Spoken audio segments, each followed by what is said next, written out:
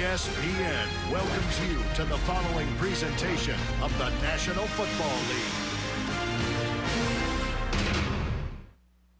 In Midtown Manhattan, where else would you like to be other than the 2004 NFL Draft? That's what these folks are saying. Storming into the theater here at Madison Square Garden as we reenact an April Classic.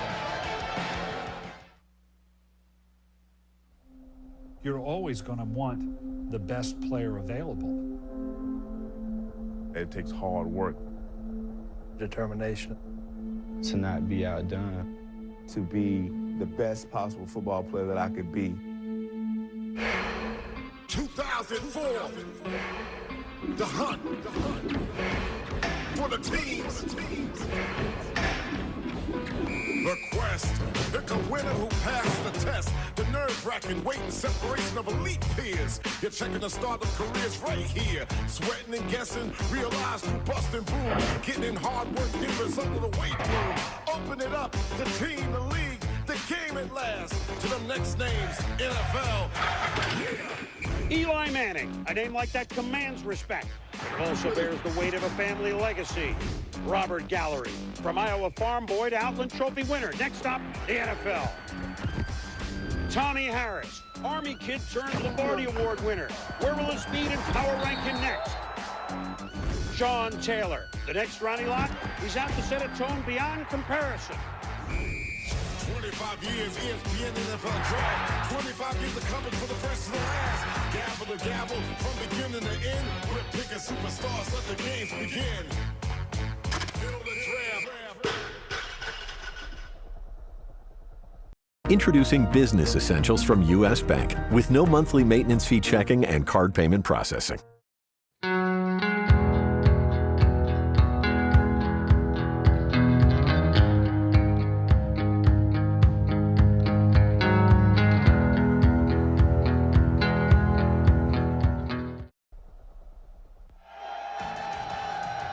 Welcome to ESPN's coverage of the 2004 NFL Draft, presented by Coors Light.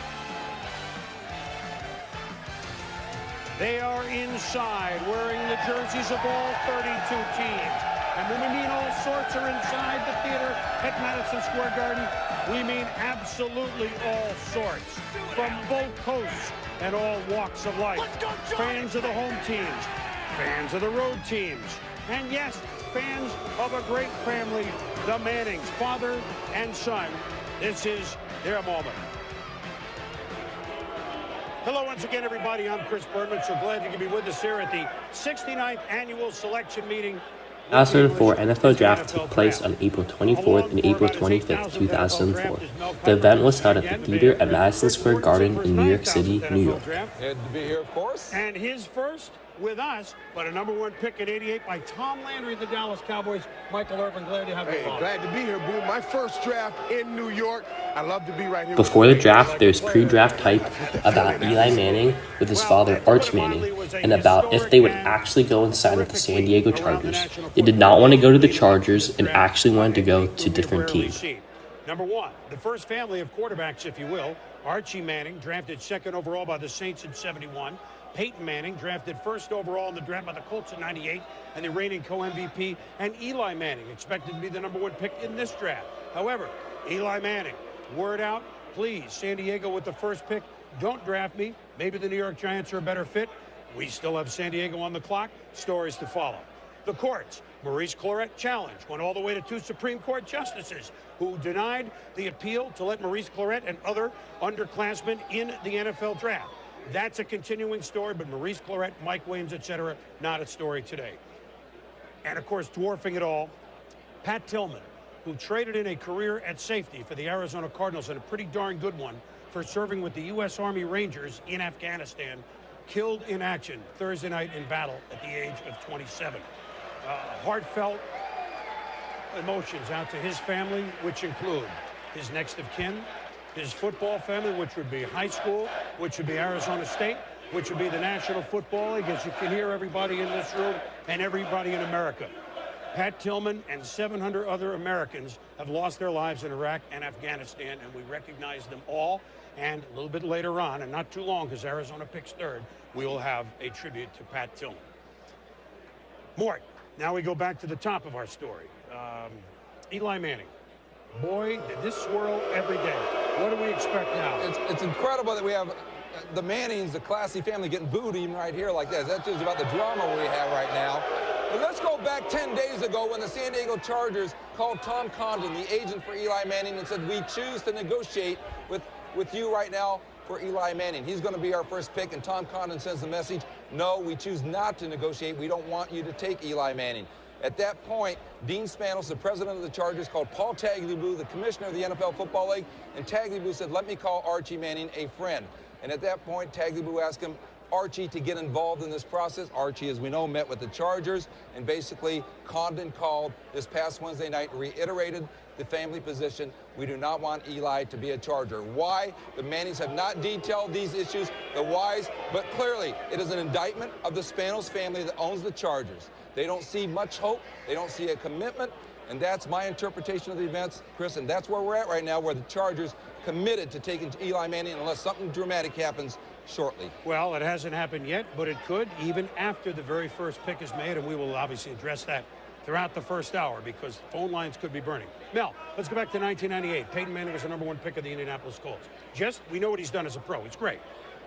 Peyton Manning coming out, Eli Manning coming out. Are they the same? Eli equal Peyton? Perception, Chris, I think right now the rating is the same. I think Eli has the similar number of critics as Peyton did, as Troy Aikman did. Quarterbacks coming out early, unless you're John Elway, in terms of the NFL draft, will have their share of skeptics. There's going to be mixed opinion. Peyton Manning, everybody said, well, hey, Ryan Lee's better. In this case, Eli Manning, hey, Ben Roethlisberger's better. Philip Rivers is better. Bottom line is Eli Manning elevated this Ole Miss Rebel team to bowl status. They were a series away from beating co-national champion LSU. This kid can throw the football. He's got size, got more mobility than Peyton. And I think by going back for his senior year, Chris, he really benefited because he got that fire, that passion that I didn't see as a junior. I saw it more so as a senior. No, we all saw it as a senior, that's for sure. Well, right now, the San Diego Chargers have seen it as well. It's early out in San Diego, but somehow I feel that people have been up there for a long, long time. At Chargers headquarters is one of our many quarterbacks, Sean Salisbury. Sean, good morning. Good morning, Boomer. Thanks, and hope you guys have a great day. Let me tell you the latest on what's going on here in San Diego. We were supposed to have President, CEO, and owner Dean Spanos with us here at the top. But he said the only way he wouldn't if they were in a very important decision-making process, and obviously that's where they are. And just in the last 15 or 20 minutes, Mr. Spanos has gone into A.J. Smith's office outside the draft room, closed the door, and those men are in there trying to decide on the decision. And the decision right now, as we stand, as Mort said, is that they will draft Eli Manning with the first pick unless there's a blockbuster trade. Well, there hasn't been a blockbuster trade, and they're prepared to dig their heels in and deal with the ramifications of taking Eli Manning and not being able to sign him. And we'll get an opportunity sometime during the next hour to talk to Dean Spanos and find out exactly all about that. Let's head out to the Giants in New York, Sal Paolantonio. They got the 4th pick right now, Sal. Buick certified service technicians are factory trained to fit your vehicle with the tires specifically developed for it. Let us do the work. Take advantage of seasonal offers from Buick Certified Service, the ones who know your vehicle best.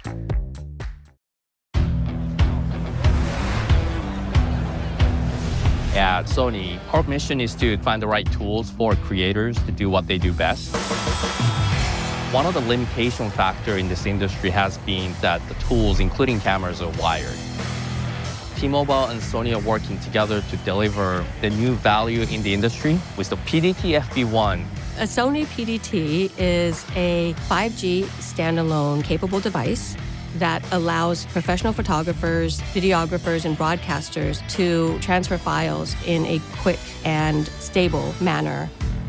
When you have 80 or 100,000 fans at the stadium trying to use the same network resources, it becomes very congested.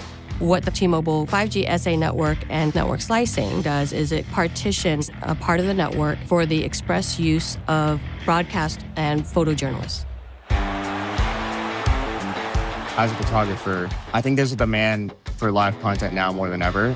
The 5G T-Mobile network is bringing my photos from camera to cloud in a much faster time period.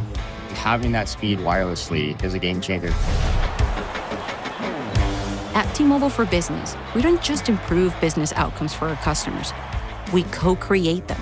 Working hand in hand with our Sony partners, we tailor technologies like a dedicated 5G network slice that enables instant media transmission. This elevates operations and delivers content to audiences in real time for a more immersive experience. We believe T-Mobile's 5G slicing technology will open doors to even more creators and therefore delivering higher value to our customers. As more businesses tap into the power of our nationwide 5G advanced network, we're excited to co-create the next wave of transformational products. When you build with T-Mobile for Business, you're not just keeping up, you're setting the pace.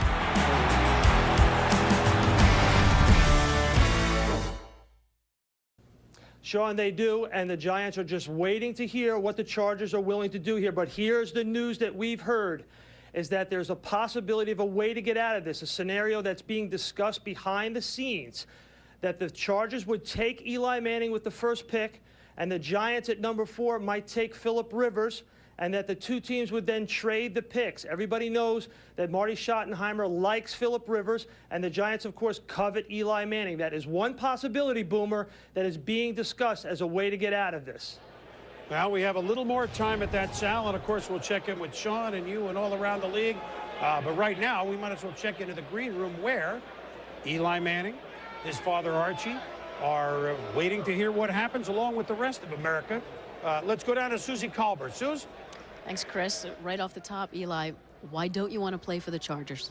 You know, we're not really giving details right now. We just, we've made our decision, and that's what we're sticking to.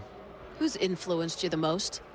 You know, just, it's not really an influence. This is my decision. It was, you know, I wanted to do this. I was not, you know, told to do this. We talked about it, and I thought it was the best idea, so I went with it. Archie, 1998, Peyton, number 1 pick to the Colts. The year before, they were 3-13. Why is this different? Well, all teams are different. It was kind of a start over there, and people that were there, a lot of people that they had. Just there's so many, as I said, we weren't going to talk about all these issues and all these factors. There were a lot of them presented to Eli, and he made this decision. Every organization is different, Susan. As a family, how emotional, difficult has it been challenging the NFL? It's been tough as a family, and it's been, you know, we're concerned about Eli, but we're also concerned about we care about this league and the people. We're not trying to distract or disrupt anything. So it was a very hard decision for Eli. Our family, we're supporting. We all know the tradition, number 1 pick. What happens when your name is called? What are you going to do? You know, again, I don't know what's going to happen right now. I don't know what the Chargers are going to do. So, you know, if my name's called first or whenever it's called, you know, I'm going to do what everybody else does.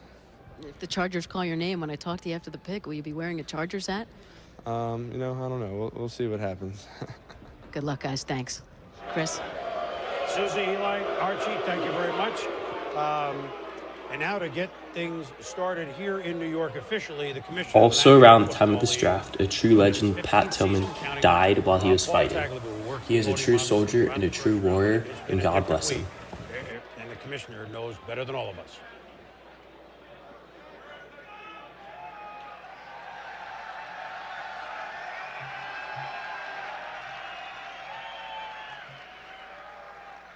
Good afternoon.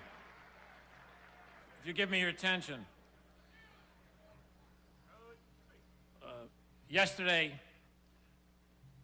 all of us learned of the tragic news of the death of Pat Tillman, the former Arizona Cardinals safety. 2 years ago, Pat Tillman left the Cardinals to join the United States Army, where he became a member of the elite Ranger unit. Like the 5 Marines standing with me today, Pat served in Iraq, and he was on another mission in Afghanistan when his unit came under attack.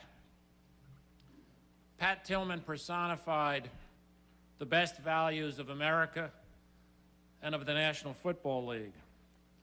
Like other men and women protecting our freedom around the globe, he made the ultimate sacrifice and gave his life in the service of his country. After talking to Pat's family, we will make certain that Pat's values and what he represents to America and to the National Football League continue to have a permanent place in the league. Please join me in a moment of silence in memory of all those men and women, all those heroes who have given their lives for all of us.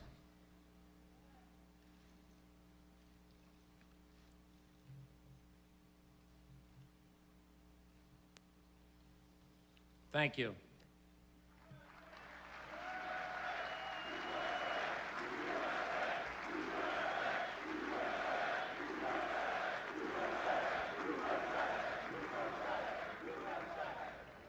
Okay, thank you. And now we open the 2004 college draft, and the San Diego Chargers have the first choice and are on the clock.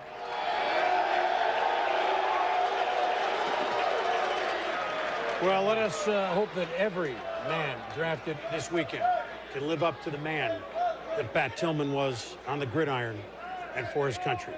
We'll be back with the NFL Draft as the Mannings will find out truth. Whither, where, and maybe why. Lines are reading in New York City. Elway telling everyone that he will play for the Yankees and not play professional football. You know, he might get up there and say, I'm choosing the Yankees. But until he has a signed contract, anything can change. Baltimore selects as the first choice in the draft quarterback John Elway of Stanford. I'd be surprised to see him play baseball, too. He could be the best in football. Introducing the new Knit and Sew Shop at Michael's. Discover hundreds of yarn skeins in a range of colors and textures, with all your favorite brands together in one place. Shop the new Knit and Sew Shop, only at Michael's. Everything to create anything.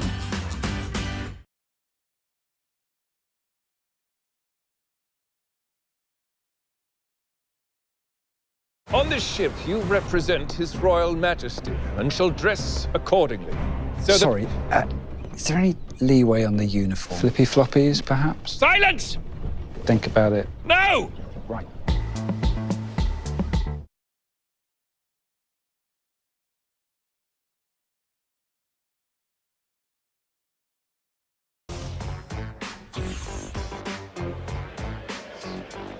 You talk about scary television. Whoever that was in the red jacket is scary. Eli Manning has waited for this opportunity. It's not the opportunity that a lot of people might have sized up about a week ago, but we may know more in the next 15 minutes and the next hour. We may know more right now. Let's head back out to San Diego. Sean Salisbury, a buzz at Chargers headquarters?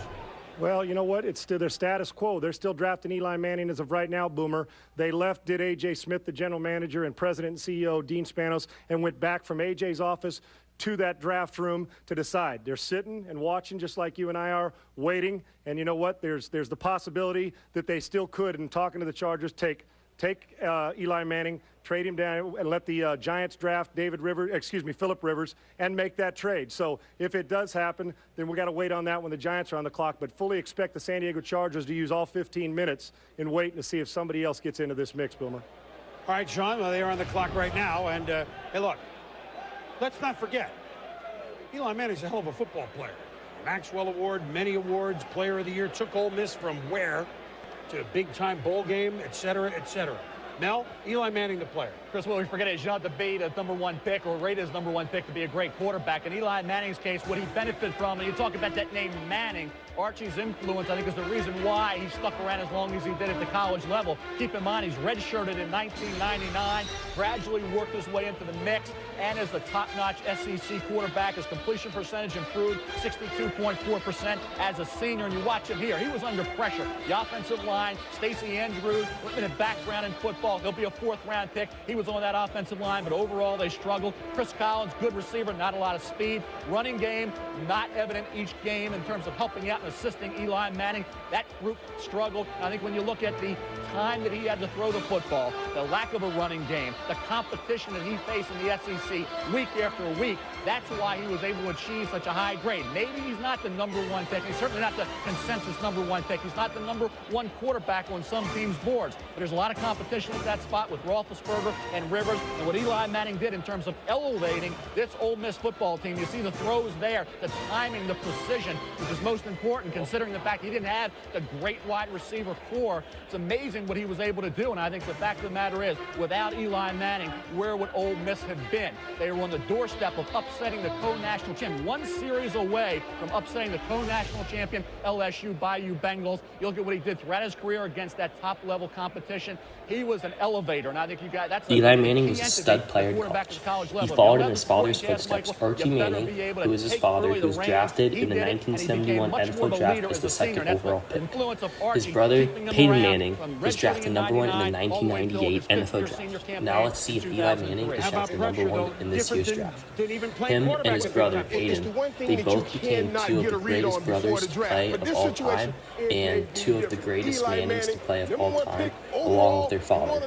Now let's see if Archie Manning, the son of Cooper Manning, is going to become the next star Manning player. We'll see if the legacy continues on going into the 2027 NFL draft. His brother, Manning, Cooper Manning. Okay, but he's the third quarterback, Manning, and he's handled pressure well. I say he's a Sherlock, and because of the way he handles pressure, that's what makes him the #1 player. Michael, this is pressure that he's never seen before, and I guarantee it's been created by this buzz the last few days about all of a sudden Eli Manning. They tried in San Diego, I believe, to create a market that wasn't there. You talk about the money you have to pay for a #1 pick at quarterback. You talk about team sports being completely different around the NFL. This is a market could not have been created. What San Diego did was complicate matters, Chris. It should have been very simple. They made it complex. Look, let me boil it down to folks that may not have been following every move of this all week long. I think that the problem is that everybody looks bad here, right or wrong, all right? The Manning family, the first family. I mean, respect of the game, respect the people, absolutely. But yet, they weren't, it didn't appear to be Manning-like. You know, that's the perception. That certainly wasn't their intention, but that might have been what happened. The San Diego Chargers are made to look like all this, like the Beverly Hillbillies. I don't think that's fair. I'll address that in a couple of minutes, but that's a perception out there, and that's not being worn very well out in San Diego, as you might expect. And the NFL, let me go ahead 3 months, okay? If Eli Manning sits, you have the #1 draft pick not playing football, and that's not good for the NFL. Everybody looks bad. Who legitimately looks bad, if anybody, and who actually will come out of this okay? Well, I think, it's like you said, I think everybody looks bad. There are no winners right now in this situation. The league loses, as you mentioned. Certainly the Chargers lose because now their fans are saying they're bungling this thing. And then, of course, the Mannings lose because they've had such a prestige image in this thing. I do want to address one thing that was asked earlier about to Archie Manning by Susie Colbert, which was, why is this different than the Indianapolis Colts and Peyton Manning? And Archie alluded to it, but he didn't tell you. And simply, what happened then was the Indianapolis Colts had just been taken over in the front office by Bill Polian, who had taken the Buffalo Bills to Super Bowls and had taken the Carolina Panthers to an NFC Championship team. The Mannings have grown up in New Orleans, where the coach at the Colts at that time was Jim Mora, who turned a losing franchise in New Orleans around into a winning franchise. So in that respect, of course, they had a left tackle, they had Marvin Harrison. So they did see more hope there, certainly. Well, I mean, that was their read. The Chargers are trying to, look, they feel, look, we just got great news for the first time in a long time on maybe a stadium. There's a step coming in San Diego. We have a pretty darn good running back in LaDainian Tomlinson, maybe the best in football. However, at 4-12, they don't have a lot else, but neither do the Colts. I understand what you're laying out. And by the way, let's not forget.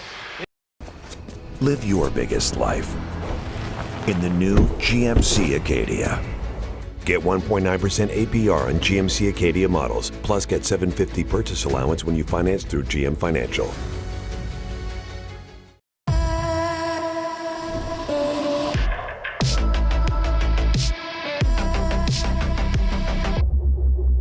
It is Eli's prerogative. Right? It is their prerogative to do what they're doing, like it or not. Now, for example, a couple of years ago, the exact same situation. There are two things tying in here with San Diego. Then let me go up to the AA Sports Desk. 3 years ago, Michael Vick. Well, they traded out of the #1 spot with Atlanta, but the #1 they got instead was this great running back Tomlinson, Tim Dwight, 2 other picks. So let's not forget the Chargers didn't bungle that. Now, 98, Peyton was picked first. They ended with Ryan Leaf, but that's what everybody remembers. This is the team that drafted Ryan Leaf at quarterback. Not fair, but it did happen. Let's go up to Bristol, where we'll be joined all day long with the EA Sports Desk. Trey Wingo and company. Guys, you're Ready to roll up there, I know. More than ready, Boomer. Thanks very much. Welcome into the EA Sports NFL matchup set. Trey Wingo here with Merrill and Jaws. And there is not even unanimous decisions here on whether or not Eli Manning is not the best player, but the best quarterback. Is he, Jaws, the best quarterback available in this draft? He is the best quarterback available in this draft. And all due respect to Ben Roethlisberger and Rivers and Lossman, when you look at Eli Manning, I have studied him extensively. He projects very well to the National Football League. The strong arm, the accurate throws, the mobility, the experience, the ability to manipulate a defense, move secondary, throw the ball down the field. He projects the best out of this group for the NFL. Right, in your opinion. Now, we watched the tape, and I come away with Philip Rivers being the best quarterback coming out in the draft. When you look at San Diego, the reason they like Philip Rivers, he is most prepared to come out. When you look at his anticipation, his ability to get rid of the football, that's why they like Rivers. The difference here is Philip Rivers doesn't have a dad who played in the National Football League. He doesn't have a brother right now playing in the National Football League. Or Philip Rivers would be the first player picked right now. It wouldn't even be a discussion. What is wrong with He does have that delivery issue, though. He does have that delivery issue that people are talking about. Listen, there's nothing wrong with character because I think both these guys have tremendous character. I agree with you. But now it's the Manning history that is pulling the weight here. It's not Eli Manning. He is not a consensus guy. He is not John Elway, not even close to John Elway. Rivers is the better quarterback, and feelings got hurt here when San Diego said, we like Philip Rivers. But Manning said, you know what? Hold on, guys. So hold on. Here. then we're not going. Gotcha. One more issue we got to hit here. Is Eli Manning, does he have the right to buck the system the way he is? No, I don't believe he does.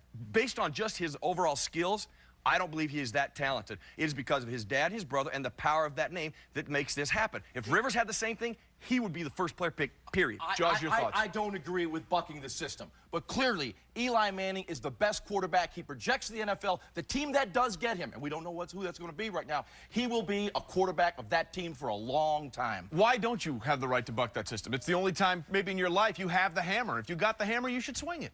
Well, I think there's some validity to that, but I don't think it should be done. All right, we shall see. Obviously, division on the set, division in the ranks. We don't know what's going on. Boomer, let's send it back to you in New York. Well, we're about to find what's going on, Trey, and Merrill and Jaws. We look forward to your input. Well, here it is. #1 pick in the 2004 draft. Take a guess.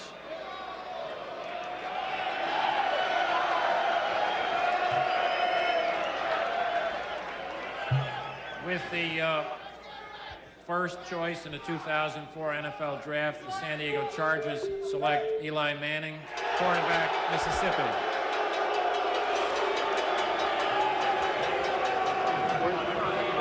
Well, a moment that he's dreamt about, that Peyton has lived, and Archie, as the #2 pick overall in 71, was as close to, is not quite at this moment what he might have thought. However, well, here's the thing about this, is in speaking with Archie this week. Wait a minute, hold on, Mort. Classy move. He's holding up a Charger jersey. Let's notice that. In visiting with Archie this week, he has expressed this. He hates this for Eli because he knows this is supposed to be the best weekend of his life right now, and he understands that what has come out publicly has spoiled this somewhat for Eli. And now they're trying to do the right thing by the NFL and certainly by Eli as well. As discussed in the pre-draft period, Eli Manning did not want to go to the Chargers, and this was because of other reasons, but Eli Manning, in which there are many articles out there on it, but Eli Manning, he then was actually, as we know, going to the New York Giants, in which a huge draft day trade happens in this draft. But we'll find that out later. If I'm Archie and the right situation took succeed, he's already having a lot of pressure put on him. I don't need any added pressure. Just like his brother, another Manning is drafted #1 overall. Towards winning, and not showing that they're 100% towards winning. Let me tell you something. We all know this. If Eli ends up a Charger, a Giant, or make a pick, they got themselves a hell of a quarterback. It is now the 6th, and that's his mom, Olivia's dad, Archie. You know what? He may feel like that's a very classy move that we're seeing right there. It is very classy move. And you might want to save that picture. It might be a collector's item. I'm at the same thought. That's exactly right. 6 of the last 7 years, a quarterback now won 4 years in a row. Carson Palmer didn't play at all for Cincinnati last year. He's going to start next year. David Carr 2 years ago certainly looks like a fine player for the Houston Texans. 3 years ago, Michael Vick. He, of course, is, we'll wait to see a healthy Mike Vick. Gimbals. They're great for getting stable and smooth footage, whether you're shooting on your DSLR or mirrorless camera, or smartphones, or cinema cameras? But which one's right for you? Let's take a closer look. First, we have mobile gimbals. These are great for mobile content creators. They'll help you get those smooth shots for your mobile video in no time at all. Powering up with the touch of a button, they're quick and easy to set up and are designed to have you shooting in seconds. Just slot your phone in, turn it on, and you're away. So if you have a mirrorless or DSLR camera, you're going to want a gimbal that has a heavier payload. So in this category, we have these smaller gimbals. These are great for run and gun content creators who are looking to boost their production value. Cinema gimbals are designed to carry the heaviest payloads, with most camera and lens combinations working on them. The cradles are big enough to balance setups like these with no problem at all. Of course, gimbals like these are the most expensive out there, but they're a great investment to ensure you get all of those smooth panning shots.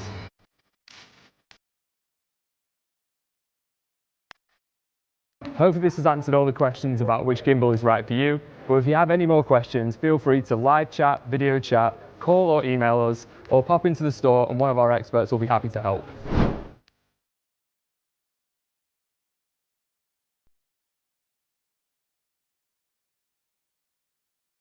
Cadillac certified service technicians are factory trained to fit your vehicle with the tires specifically developed for it. Let us do the work. Thanks. Take advantage of seasonal offers from Cadillac Certified Service, the ones who know your vehicle best. This year, 99, Tim Couch Cleveland might be a Green Bay Packer before the end of this weekend. Peyton Manning, co-MVP of the league, as good as there is, #1 pick in 98. So even on that list, there's nothing bona fide, yes, and there's nothing bona fide, no. Here's the reaction in San Diego. You see now, he's getting booed all over the country. Well, that's what's happened with this scenario here, and that's why Archie hates it, because what's happened is that now Eli is a villain. Of course, the San Diego Chargers have identified his agent, Tom Condon, as a villain in this thing as well, and there's a history there. Go.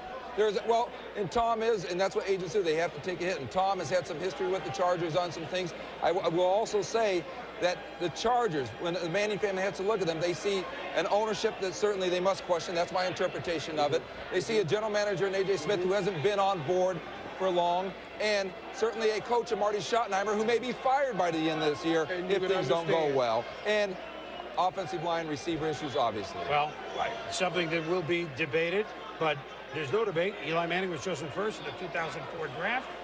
6 years after his brother, Eli is with Susie Colbert. Suze? Eli, what's this experience been like for you? You know, first off, I want to say this is a great honor to be selected as the first pick. It's a great day for the NFL. It's an important day. So, you know, it's been a fun experience. It's been something I always remember. And, you know, just being here with my family the past 2 days, it's been really great. I'm sure when you imagined this, you weren't thinking there'd be boos at Madison Square Garden. How are you handling it all? I'm doing fine. Obviously, you know, I've dealt with boos before. I've played in a lot of stadiums, you know, with LSUs and fans that'll boo you a lot. So that's just it's just part of the deal. What are you thinking when you're standing up there with the commissioner and you're holding a Chargers jersey? Well, obviously, everybody knows how we feel about the situation and what we've said in the past few days. So, honestly, I don't know what else is going to happen from here. I guess right now we just hope that a trade can happen. So if you had the ultimate right now, you'd be over during the first round, during the course of the day. What do you hope for? I guess we hope that another team will trade, you know, me to another team for picks, or I don't know how this all works. It's kind of a new territory for me, so I guess I'll sit and wait to see what happens. No trade happens, then what? You know, obviously we've talked about this, and we've told, you know, the Chargers how we feel and what will happen if they draft me. Great day, a tough day. Thanks. Chris. Eli, Susie, thank you very much. Well, there is some precedent, and we don't mean to say that he would be sitting out 12 months. Bo Jackson, drafted #1 overall by the Tampa Bay Buccaneers in '86. Certainly a franchise at that time that you would have some concerns about. He elected to sit out the whole draft. Went as a 7th-round pick the next year with the Los Angeles Raiders. He was already playing for the Kansas City Royals. John Elway, 1983. You saw the horrifying picture of me 21 years ago. You also saw that Elway, for a few days, Baltimore Colt property, but the trade to Denver. Similar, different. Mel, you were in Baltimore. I was, Chris, and a historical irony. You talk about then general manager of the Baltimore Colts, Ernie Accorsi, drafted John Elway. Elway said, I'm not playing for the Colts. I told you I wouldn't. I'm going to play baseball. Well, that summer, Ernie Accorsi was in the process of working out a deal that would have made John Elway a Baltimore Colt. He would have never been a Bronco. The trade by the owner to Denver without his consent created a situation where Elway went to Denver for Chris Hinton, Ron Solt, and Mark Herman. In the case of that situation, John Elway said what he did, but still could have been a Colt. Now you have a situation where Ernie Accorsi, GM of the New York Giants, on the other side of the fence, trying to benefit from a player, Eli Manning, saying, I'm not going to go to San Diego. The difference here is that Bo Jackson and John Elway had baseball options, and Eli Manning is a football player only. Correct. And if he actually has this resolve, we know that economically he doesn't have to sign with the Chargers. But in reality, John Elway did not have a baseball option. Well, he had a minor league. That was a fictional baseball option. It was fictional. It was fictional. Look, right now Oakland's on the clock, then Arizona, then the New York Giants. If that is the only team, no, anybody could call, but if that's the team, they might make a trade for the spot. Look, Philip Rivers, the next quarterback on many boards, although Ben Roethlisberger is here, and other boards, the next quarterback from NC State. He was scouted personally by A.J. Smith, the general manager, midway through the season. A GM going to a team, he's, going to visit. That's different than a scout. He was not originally on the Senior Bowl roster. Marty Schottenheimer was one of the coaches in the Senior Bowls. They lobbied to get him on in the roster and on the team. Marty took a look. They came out and loved him afterwards. So it doesn't mean that the Giants trade any offer, change their offer, or make an offer to the Chargers.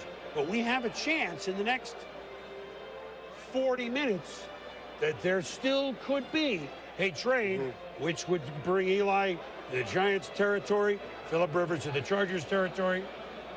Come on back. Build a draft. 2004, Eli Manning request. Pick a winner who'll pass the test. The game at last. To the next names. Yeah.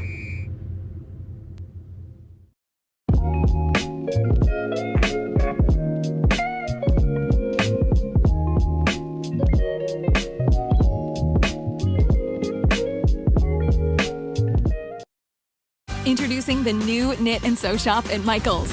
Explore thousands of fabric styles and thousands more online. Now, fabric is available in over 800 stores nationwide. Shop the new Knit and Sew Shop, only at Michael's. Everything to create anything.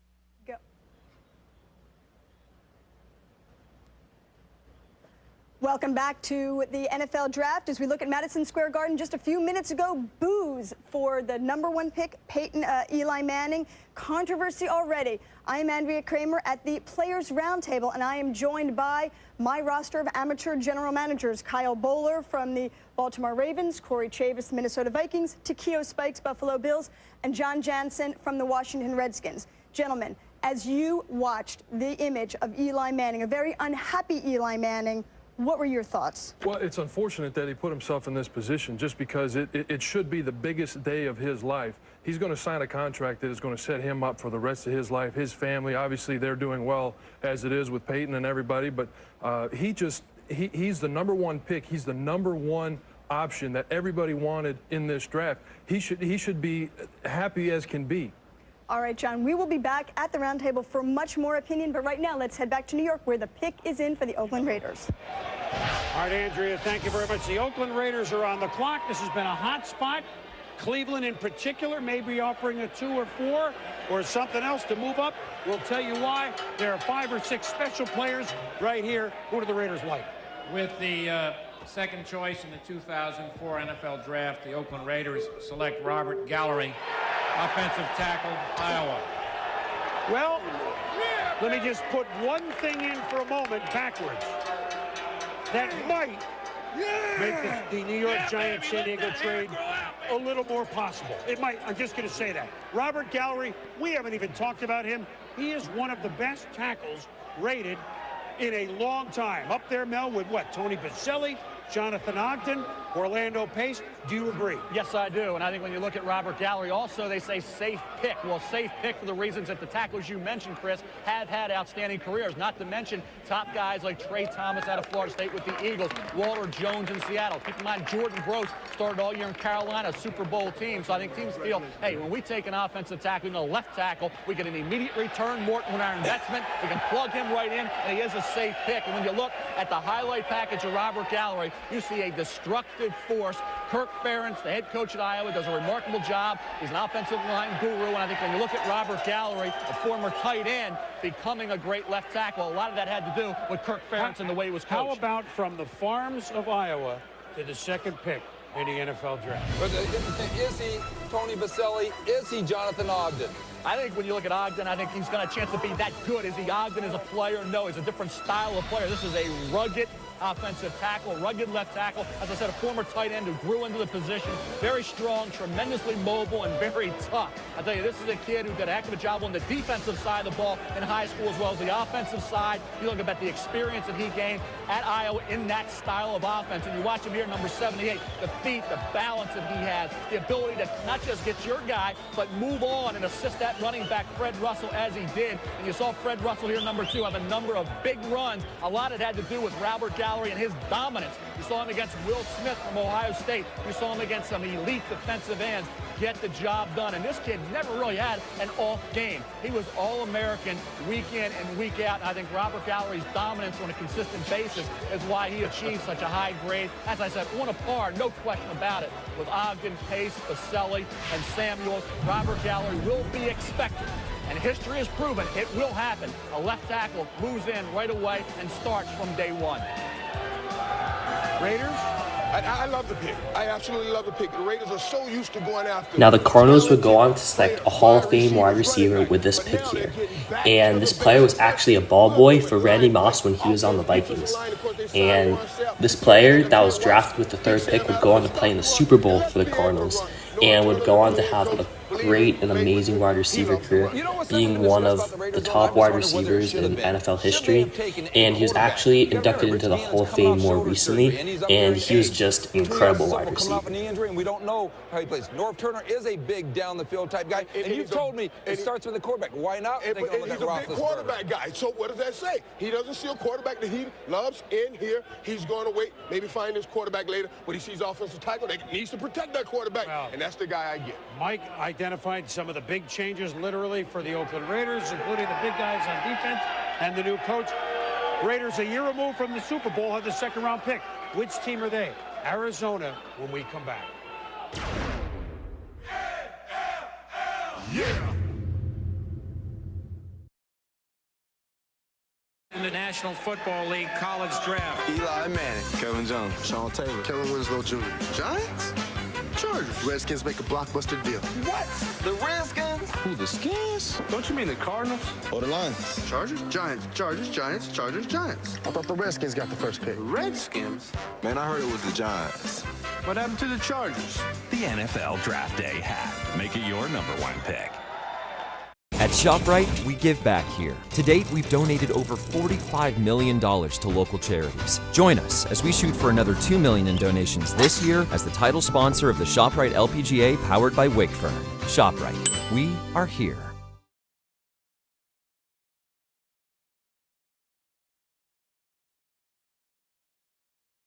On this ship, you represent His Royal Majesty and shall dress accordingly. Sorry, is there any leeway on the uniform? It's so itchy. Itchy? It's the wool. I mean, what genius thought of wool at sea and these shoes? We were thinking flippy floppies, perhaps. It just lets the toes breathe. I mean, it's just an idea. Think about it. No! Right. Flip-flops cool? Very cool. Right this way. Norwegian Cruise Line. It's different out here.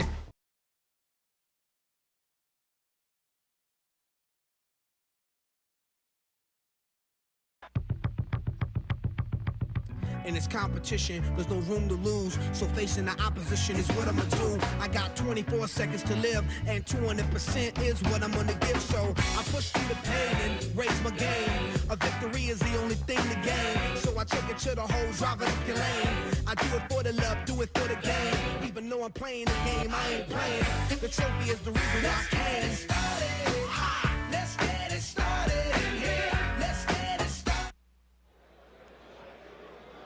Welcome back to New York with the Arizona Cardinals on the clock. And the Arizona Cardinals and their fans, and when you think about Arizona, think a lot more than just who they're going to pick in the first of the Denny Green era. In 2001, Pat Tillman was completing his 4th season as safety for the Arizona Cardinals. Here was a man that had a chance to sign a 5-year deal for $9+ million with the St. Louis Rams, decided, I'm loyal to Arizona. They're the team that drafted me. I'll play for less money.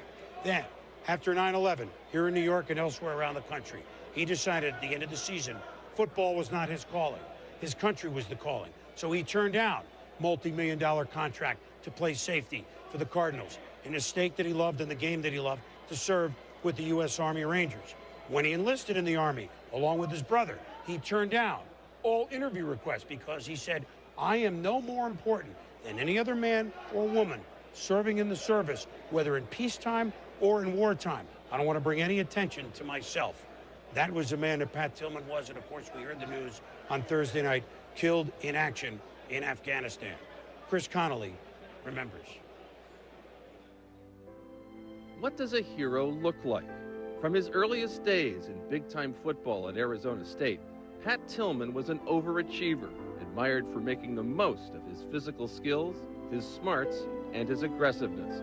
If his achievements in the NFL made liars out of those who doubted his ability to compete at that level, his decision to leave the game he played to serve the nation he loved made liars out of us all of us in sports, who casually invoke such concepts as sacrifice, selflessness, and dedication.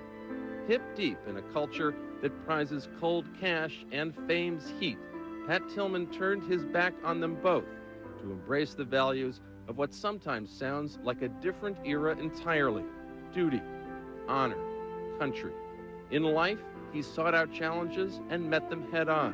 In death, he may have performed one final service for his fellow soldiers and for America by reminding us all that every man and woman who has fallen in that theater of battle also has a face and a story that must not be forgotten. We honor his memory by thinking of them, for Pat Tillman's death has given their bravery a new life. What does a hero look like? Maybe you have to lose one to know that you've found one.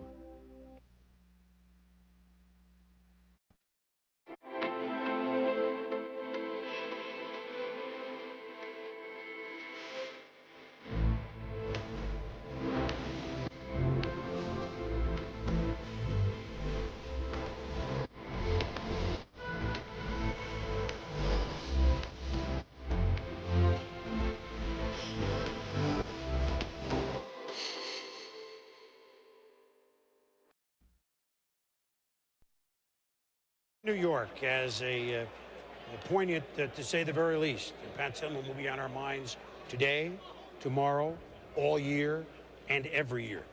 The Arizona Cardinals, there'll be nobody wearing number 40 again at Arizona. There will be nobody wearing 40 at Arizona State.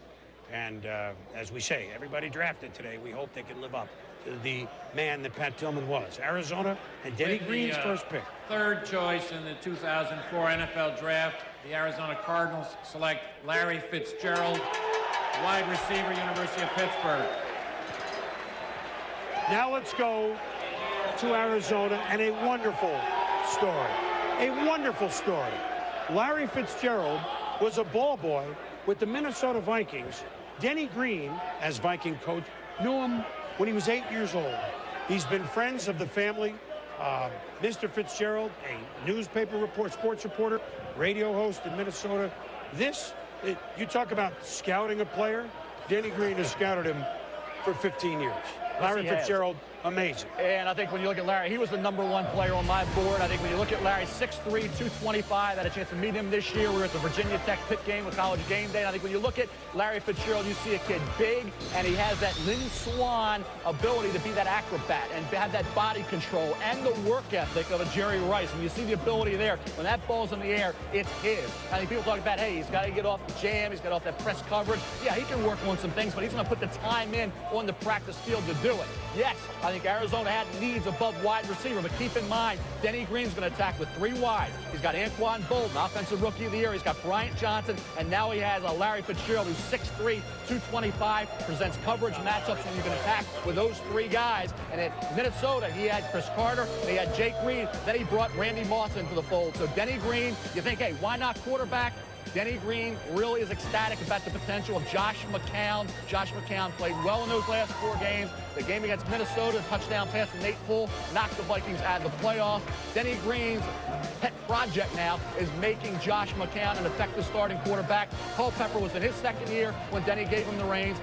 McCown's going into his 2nd year, and he will have 3 wide receivers. Granted, they're young. Bolton's proven. Johnson needs to improve. Fitzgerald will play as a rookie and play a major role. Marcel Shipp's in the backfield. And I think 2nd round on, they will address the defensive needs that they have. Now, listen, another storyline which is shoved aside, and we're going to get to these 6 special players, is that we will have maybe a dozen receivers picked in the first 2 rounds. Mike, Larry Fitzgerald, I mean, is he an acrobat up there catching the ball? Man, I'm telling you, he has the best hands I have seen since, who? Chris Carter. Another guy. Now, this pick here is where things get crazy. The Giants would actually go on to select a quarterback, but it wasn't Eli Manning.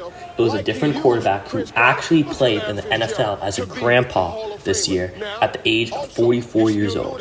I know, crazy.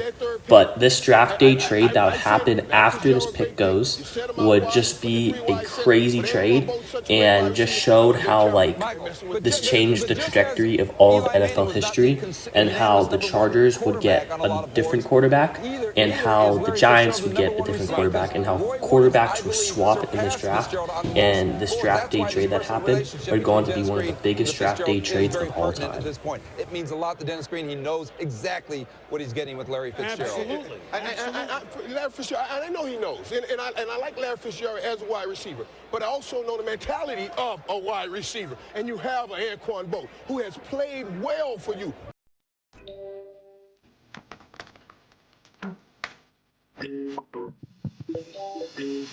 You have enough to do without becoming a tire expert. That's our job. Buick Certified Service Technicians are factory trained to fit your vehicle with the tires specifically developed for it. Information is infinite, but your energy isn't. Let us do the work. Take advantage of seasonal offers from Buick Certified Service, the ones who know your vehicle best.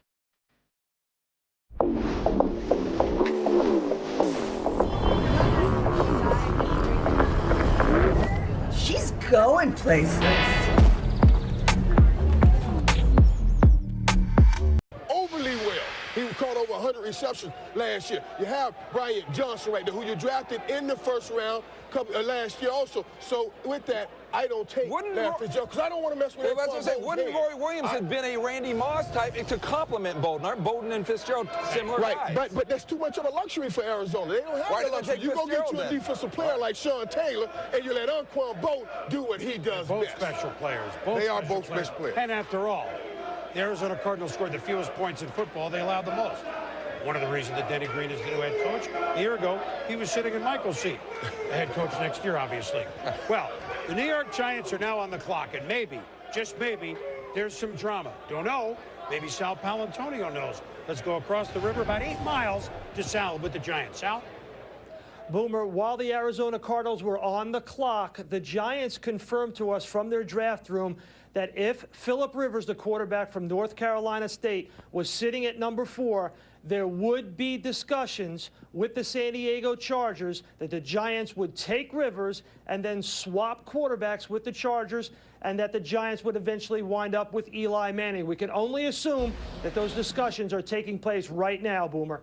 Well, that's what we thank you, Sal. And we said as soon as Gallery was picked, because that was the player that the Giants were talking about all along also, that might help a trade in I don't know, 10 minutes or? Well, this is a very interesting spot because the Giants have Ben Roethlisberger rated over Phillip Rivers. So they have to take their best shot right now with the Chargers in order to do this. But otherwise, with Roethlisberger there, I guarantee you, as Kellen Winslow and Sean Taylor of the University of Miami sit there, that the Cleveland Browns are also in this picture trying to get into the Giant spot and maybe another team or two, because Winslow and Taylor are big-time players, and Roethlisberger probably could be had a couple of slots down. This is going to be interesting to see how this plays out. What else might, look, I mean, those are enough scenarios, Mel.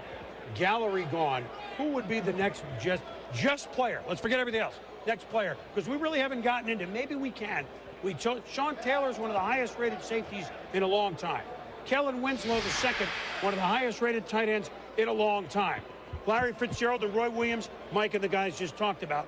Gallery, one of the highest-rated tackles in a long time. You don't see this that often, all in one draft at the top, Mel. They're the big six, and they're all these guys that you see are #1 on some teams' draft boards, and we've already had Manning and Gallery and Fitzgerald gone. We still have 3 remaining: Kellen Winslow, Roy Williams, and Sean Taylor, and that's why you have this jockeying for position, as Mort said, because some of these guys, all these guys, are #1 on somebody's draft board, and that's a rarity. When you get to that 6th spot, you can still get a guy that's #1 on our board. Right. That doesn't happen often, Chris. And so, Giants 4, Washington 5, Detroit 6, Cleveland is at 7, others a little bit below. Therefore, the top 6 are your premium spots. So, we're looking at the trade from San Diego to New York, maybe. There may be others. We didn't think this would be the fastest moving first hour because there are lots of phone lines buzzing.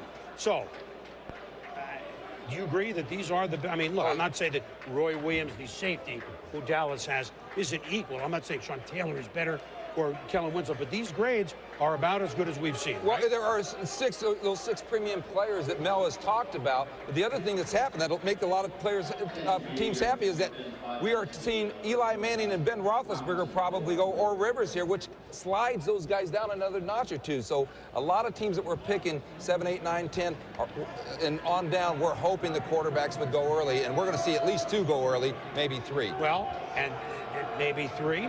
And another storyline, and there's Ben, Miami of Ohio, a guy that many say, just let him sit and watch for a little bit, and he may have the best side of all of them. So you do get the different opinions, and it's exciting, and you may see J.P. Lossman, I expect, quarterback in the first round, probably 4 first-round quarterbacks, probably 6, 7 wide receivers, not a lot of offensive tackles.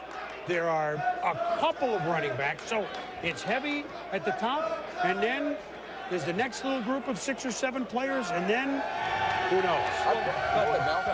I tell you, those 2 Miami players, Winslow and Taylor, are coveted by a lot of teams, and I'm telling you, there is talk right now, as you mentioned, about those players. Kellen Winslow is the top-rated player on a lot of draft boards, period. Well, I think you've already seen what other tight ends that may not even have the ability that Kellen Winslow have done. Tony Gonzalez, certainly Jeremy Shockey, and Todd Heap. Todd Heap has been tremendously effective in that Raven offense, so they're much more than tight ends. Ernie, of course, he made that point when he drafted Jeremy Shockey. He said, hey, if he was a tight end, it wouldn't have been our pick. He's much more than a tight end. He can expand your offense. Kellen Winslow can do just that. Sean Taylor is a destructive force in that secondary. If he was just a safety who had ability, fine. Ed Reed had a lot of ability. He dropped to 24-25. This kid brings a Ray Lewis passion, and Ray Lewis has helped to make Ed Reed the great player he is in Baltimore. This is Sean Taylor, one of the men, and he is with friends and in Miami. You saw that at a gathering, and it will soon be a party. But right now, it's not yet a party. Our goals at the PGA of America are to serve the members. We have over 30,000 PGA members and associates nationwide, and then also to grow the game. T-Mobile for Business is powering our fan experiences, our spectator experiences, broadcast experiences, as well as all the operations that we have going on behind the scenes. Together with PGA of America, we've streamlined operations and enhanced player and fan experiences at championship events, coaching centers, and beyond. At a major golf tournament, the course is huge, and being able to cover all the key areas where cameras are needed is incredibly challenging. With the 5G solutions, we're able to deploy a private network and live stream that video back to broadcast. T-Mobile Breakfast at Bethpage is a fan-first altcast that we're producing live from the Ryder Cup. T-Mobile was instrumental in being able to allow us to cover this environment remotely, without wires, without cables, and really deliver this piece of content that we've been dreaming about. T-Mobile for Business is able to support the photojournalism use case here. We provide a camera-to-cloud workflow to seamlessly upload the photos and make them available in near real time. At PGA Championship events, we're leveraging the advanced network solutions to power experiences like mobile apps.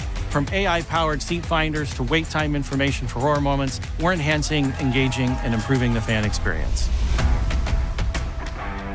T-Mobile for Business is really creating a seamless back office experience, ticketless entry, point of sales, and ensuring everything works so that fans have an incredible experience while they're out on the course. T-Priority is a dedicated lane for first responders and their partners to run on. First responders need their data to be fast, reliable, and secure, and T-Priority gives them the ability to communicate in high congestion times and areas where they need a larger capacity, faster speeds, lower latency, better throughput. The optimized service that we get from T-Mobile, being on Super Mobile, we need to ensure our leadership knows what's going on. Those scores are coming in appropriately. Super Mobile has provided us with performance, coverage, and security perfectly.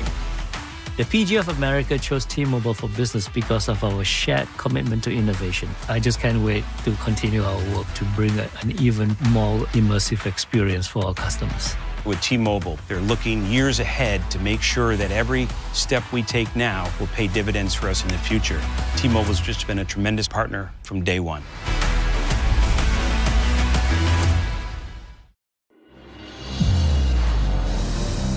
It's time to begin our family quest. My little poet. I know. It's time to begin our family quest at Universal Orlando Resort. Edgar Allan, was it Dina? Edgar Allan, Dina. Come on. What? We're listening. Scavenger for the clues. Snap photos too. I'll stop. Okay, Jenny. We are so excited to be back at Universal Orlando Resorts. The last time I was here was with my parents, so this is so nostalgic to me. I am so thankful that Dina planned our family vacation. It's my favorite place. So today is just gonna be a dream come true. This is so perfect. I have something fun planned for us. Another binder? Not a binder, Jenny. Usually on the family vacations, everybody is so annoyed when I come out with all these things. I have such an awesome thing planned. I have matching t-shirts. It's going to be an amazing day. We have a scavenger hunt planned. Oh my God. Who wants a scavenger hunt? Me. Creating the scavenger hunt, I was like, you know what? The kids are a little bit of different ages, so how could we kind of bring them all together? So I thought different words that kind of represent the different rides, the different snacks, everything in the universe, literally. Yeah. So this is what we're looking for. We have to look for something magical. The whole place is magical. Something spellbinding, frothy, colorful, heartwarming, fast, tasty, intense, joyful, and last but not least, something funny. Dina, you just described me, so you already got me. Oh my God. Oh my God, leave the Jersey Shore lingo back at Jersey Shore. Sounds like Uncle Mike. Okay, who's ready for a great day? I'm ready. Yeah, Let's do it. So this is my first time coming to Universal Epic Universe. And wow, I mean, it's just amazing. It's beautiful. The detail in every world is just breathtaking. I can't even handle it. I take it in, I'm like, this can't be real. So my kids love How to Train Your Dragon, Isle of Berk. Walking into Isle of Berk, I was like, oh my gosh, just breathtaking. Beautiful. You felt like you're in the movie. Toothless! How exciting! How many of you have actually pet a dragon before? You have? Can you show your friends here how to approach? Stick this hand right out to his nose. Oh, this is so cute. There you go. I want one. I know. Well, I should warn you, now that you've come to visit Burke, there is a likelihood a dragon might follow you home. You wouldn't be bothered. We'll take 3. You can rest your hand on top of his head. That was so heartwarming. Say 1, 2, 3, toothless. Toothless. Toothless. They seem nice. Think they're ready to fly?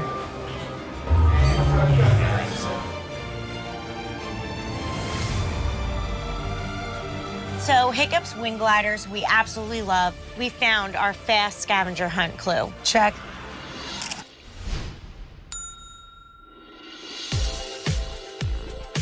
The pork belly with the mac and cheese is just like perfection. Are they viral? Yeah, they're viral. Are they? Yeah. Whoa. Ready, get close. Ready? Say cheese. I absolutely love the Isle of Burke. I love the Vikings. I love the Dragons. Is that your favorite? I think this might be my favorite. Toothless. All right, so what's next, guys? I don't know. I say we go this way. I want to go this way. Fine. You want to go this? Fine. We'll go this way. Follow Aunt Jay. Look at this place. We made it! Look it. Harry Potter. Isn't it so cool? Yeah. Are you ready to do some magic?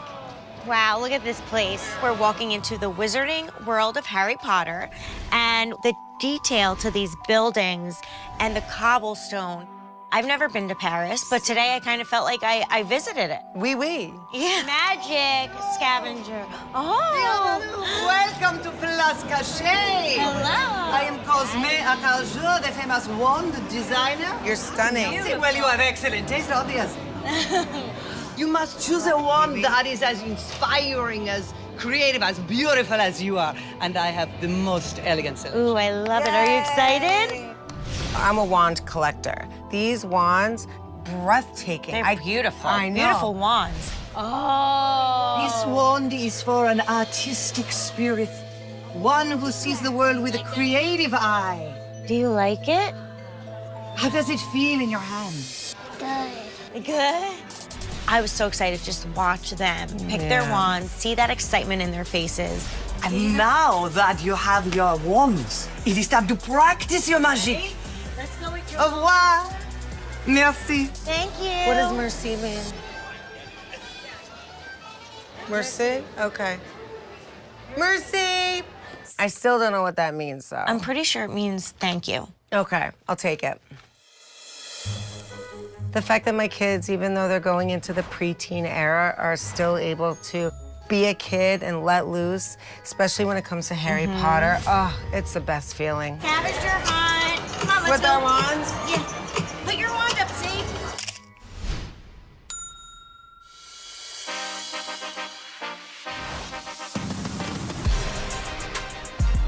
I actually think they would all be in different houses. I think Milani would crush Ravenclaw. Grayson would run Gryffindor. He is like a miniature Harry Potter.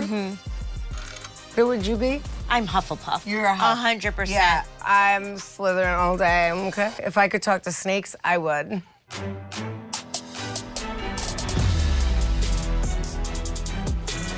Our kids, they've grown up together. They aren't just friends, they're family. So seeing them just living their best lives and making these core memories, it was so like magical.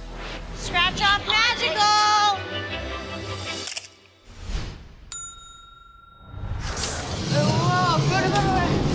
But let me just change for a little bit because we have 6 minutes left with the Giants.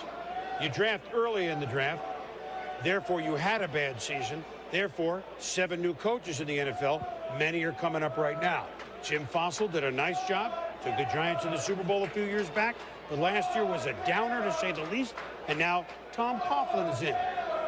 Are the Giants a contender for the playoffs again, or are they in a rebuilding mode, guys?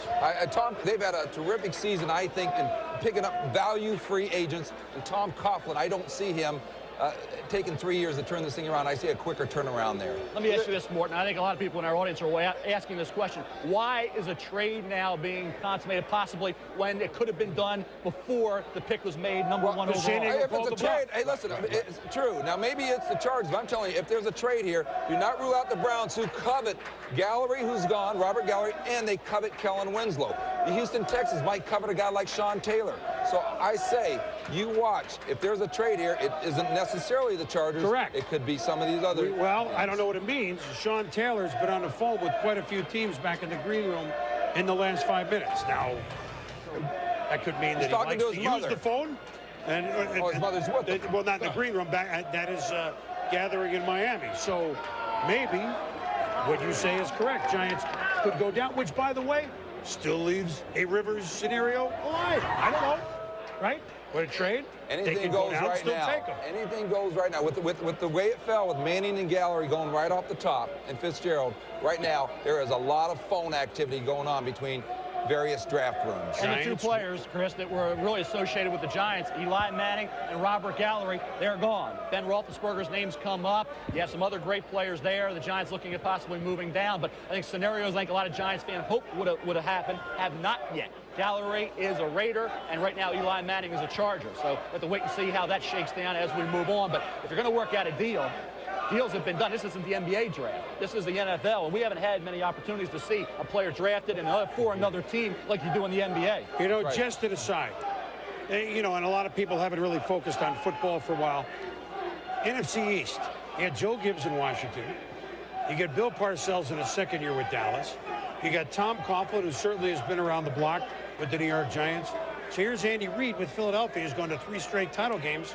He's coaching in NFL coaching fantasy camp. I mean, all of a sudden, he's junior again. It's almost like the old NFC East when there was Parcells, of course, in New York. You had Joe Gibbs in Washington. You had Buddy Ryan in Philadelphia. And then Jimmy Johnson came on in Dallas, taking over for Tom Landry. I mean, look, this is, you talk, I don't think you're going to slip one past the coaching staffs in this division. No, very competitive division, and it'll be very interesting to see how it plays out because all those coaches are as highly competitive and as good at evaluating talent, not just coaching talent. And look for all those coaches, Tom Coughlin being a quick turnaround in New York. New York has talent. All they needed was somebody to push them in the right direction. Tom Coughlin will do that. Well, here's the first push. The Giants have made a pick. Let's go up to the commission.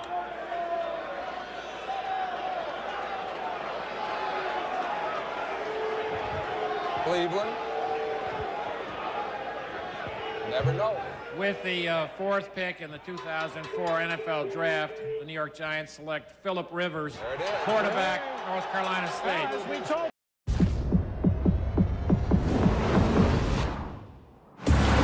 The world can. What did we tell you? As soon as Gallery was gone, now, this doesn't mean there's a deal. Well, no, it's got to be. Listen, it tells me there is a deal because the Giants, from what I understand, had Ben Roethlisberger rated over Philip Rivers. Now, maybe that was bad information, but at the same time, by taking Rivers, it tells you there is a significant trade here in the works between the Chargers and the New York Giants. Philip Rivers, a name that not many knew because you play football at NC State. Only Roman Gabriel and Eric Kramer have been signal callers in the NFL from the Wolfpack now. Exactly. I think when you look at Philip Rivers, I saw a lot of Bernie Kosar and Philip Rivers, and you say, okay, who coached Bernie Kosar when he came out of Miami in the supplemental draft? Marty Schottenheimer. And I always thought that in San Diego, and we talked about it, it's not that complicated. Either take your guy or you trade down. And if you're debating both and you're waffling back and forth, that's not the way to do it. Who was the general manager in Cleveland when they picked Kosar? Bernie Kosar. Okay. Exactly. And I think when you look at Philip Rivers, you see that ability, that cerebral approach, and everybody said, well, it's unorthodox delivery. His arm strength is questionable. You're looking at passes here, and you tell me if his arm strength is suspect. This kid has that quick release, even though it's low. Not many passes batted down at the line of scrimmage. 4-0 in bowl games. 5-0 if you count MVP performance at the Senior Bowl down in Mobile. Came back on a plane with Philip, his wife, and his child. Mature kid, a kid who was the guy. Remember, he came in spring practice prior to his freshman year. It seemed like he was in college forever. And I think when you look at his track record of success, the fact that he didn't have his left tackle, Chris Colmer, one of his top receivers, Sterling Hicks, and T.A. McClendon, their fine running back, was in and out of the lineup, yet he put up huge numbers, completing over 70% of his passes. Philip Rivers, I think, will have a career in the NFL similar to Bernie Kosar. You guys like Bernie, you'll like Philip. That'd be pretty good. Yeah, who cares if the throwing motion isn't picture perfect? All right, now are we going? We have Philip Rivers here in the green room. Let's go actually, first. Philip decided not to make this trip, I believe. All right, Let's go to Sean Salisbury in San Diego. We suggested, Sean, once Gallery went, that might sweeten the possibility of a deal. Has it? Yeah, Boomer, the talk now with the San Diego Chargers that there's a definite possibility there could be a trade. The parameters they don't know about yet, but I expect now with the Philip Rivers and Eli Manning situation that you will see something happen with the Giants and with the San Diego Chargers, which begs the question, Sal Palantonio, if the Chargers like Philip Rivers from the beginning, why in the world didn't they take him? Well, that's a good question. Obviously, obviously the Giants want Eli Manning. That was the first guy that they had targeted all along. We heard early on that once Larry Fitzgerald went to the Arizona Cardinals, that there would be discussions between the Giants and the Chargers. We can only assume those discussions are ongoing, and we will hear shortly, I hope, from Ernie Accorsi. It's back to you, Boomer. All right, Sal, thank you very much. Let's, Philip Rivers is here. After this huge pick just happened, and what would soon after this pick with the huge draft day trade that would happen, Washington would go on to select a defensive back who would go on to have a great career in the NFL. Rivers joins us from his parents' home in Raleigh. He did decide not to come here to New York. So, Philip, what have you been hearing today? I can't. Philip, what have you been... I've been right here at home with the family in Raleigh and just kind of waiting. I'm excited. What have you been hearing? We know you've been on the phone. What are the teams telling you? Well, I hadn't gotten a call yet from anybody. I'm just excited, you know, as of right now to be a Giant, and I don't know how everything's going to play out, but I'll be excited to see what happens. There's been so much talk of possible trade. San Diego, New York Giants. We know that Marty Schottenheimer and the coaching staff there in San Diego loved what they saw of you on tape. How would you feel about playing for the Chargers? You know, I'm going to be excited wherever it is. You know, as of right now, I'm approaching it like I'm going to be a Giant, and if that's the place, I'll be excited to be there and be a part of that team. And if it ends up being somewhere else, I'll be excited too. I hadn't heard anything yet other than what all y'all are saying, so I'll just be excited to see what's for sure. Philip, there's been so much talk about the unorthodox delivery. What's your message for the NFL? Well, I just think that there's been a lot of talk about it, but it gradually decreased throughout the season and throughout the Combine and the Senior Bowl, and I don't think it's going to be an issue, and that's kind of the feeling I get from most teams, and you know, hopefully the Giants feel that same way, and things will work for a long time. Philip, we'll keep in touch with you. Right now, let's go to Ed Werder in Washington. Ed? Thanks, Susie. You know, Joe Gibbs making his first draft choice in 12 years, and it may be the only one he makes all day because they have really tried to bolster their offense to the detriment of their drafts. They only have one pick today. It's this pick. It's because they traded for Clinton Portis, giving up a 2. They traded for quarterback Mark Brunell, and Joe Gibbs told me he feels like Kellen Winslow, the tight end, could really put this offense over the top. He says it's the kind of guy he's never had before at this H-back position, and that they consciously did not, in free agency, as active as they were, did not sign a safety or a tight end because they like the 2 Miami players, Sean Taylor, the safety, and Kellen Winslow, the tight end. The 2 players are rated so closely here, in fact, that Greg Williams, the defensive coordinator, told me he went into a meeting this morning still thinking he could convince Joe Gibbs to take the defensive player Taylor, but I am told they are leaning heavily toward Winslow at this point because he's told his coaches Winslow is just a unique player. And remember, he coached his father when he was at San Diego, changed his entire way of playing offense because he had Kellen Winslow, the original, the Hall of Fame tight end. Boomer, back to you. All right, Ed, thank you. Look, one little note on the Giants. What a proud day for the Rivers family there. You know, wherever he ends up, he's the 4th pick in the draft. If Giant fans like that twang just a little bit, last time they picked a quarterback in the first round, 1979, a little bit of twang, Phil Simms. That turned out all right. So whether it's Rivers, whether it's Manning, whether it's whoever it might be, the Giants, now, one little question, but I'll get the answer when I come back. If it's Rivers or Manning. What is the difference between DSLR, mirrorless, and point-and-shoot cameras? Let's take a look. DSLR or digital single lens reflex cameras require a mirror to reflect the image in front of the camera to the optical viewfinder, and when actuating the shutter, the mirror moves out of the way to expose the digital sensor. DSLRs are a great budget-friendly option and offer fantastic image quality. However, for a lighter and quieter option, in comes mirrorless. Mirrorless cameras operate in a similar way, except manufacturers eliminated that reflex mirror. The lack of a mirror means that the camera sensor electronically displays to the viewfinder, which displays exactly how the final image will appear. Mirrorless cameras also minimize mechanical wear and tear, especially when utilizing electronic shutter. Because they don't have that extra step in moving the mirror, they typically offer faster shutter speeds. And point-and-shoot cameras operate in a similar way. However, more often than not, they have fixed lenses as they put portability and lightweight ease of use at the forefront. They're ultra compact and a great option for travel. So which is the way to go? In the last few years, mirrorless cameras have become the prominent system in use due to their lighter weight, speed, and processing power. DSLRs, on the other hand, have become less prevalent but may still be desired for photography purists or those that prefer optical viewfinders. And for those just getting into photography and just need something better than their smartphone, then point and shoot would be a great option for them. So I hope that helps you decide which camera type is best for you. But come down to B&H and see them for yourself. And if you can't come by, you can always call us, live chat, video chat, or email us.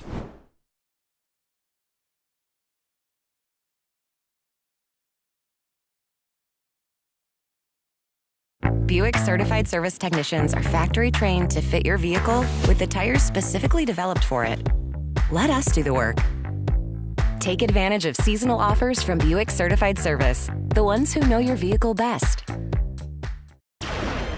With or Kerry Collins. Just something to throw out as we anticipate the Skins, the Lions, the Browns, and the upper echelon of this draft.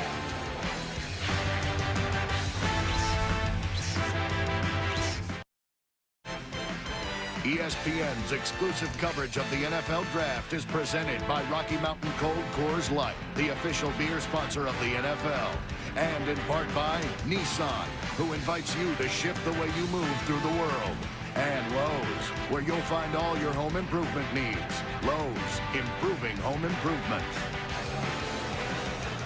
Now, a beautiful day in New York, and certainly a wild early afternoon here in the Big Apple in the theater inside Madison Square Garden. Manning, Gallery, Fitzgerald, Rivers. Gone 1, 2, 3, 4. Where they end, we still don't know. Now, Washington, Detroit, Cleveland. Those players you heard Ed mention. What will be burning the phone lines now? Well, actually, let's go back to what was burning the phone lines. Frame some of that drama while the Giants were on the clock.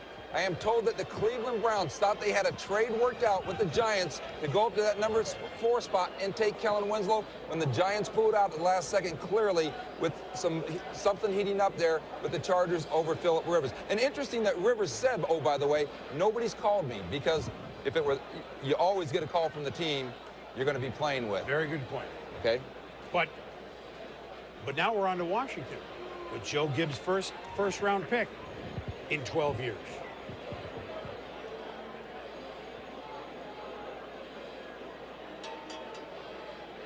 And the commissioner, a one-time season ticket holder of the Washington Redskins when he was a lawyer in the nation's capital.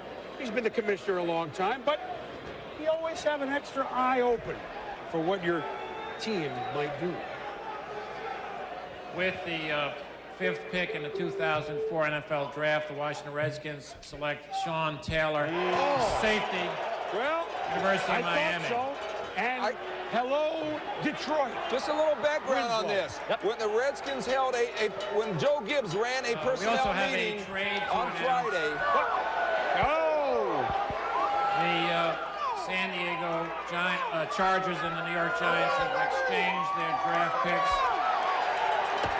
I got a great question to ask. Eli Manning and Philip Rivers. And also the Giants are assigning to the Chargers their 3rd round pick in this draft and their 1st and 3rd round picks in next year's draft.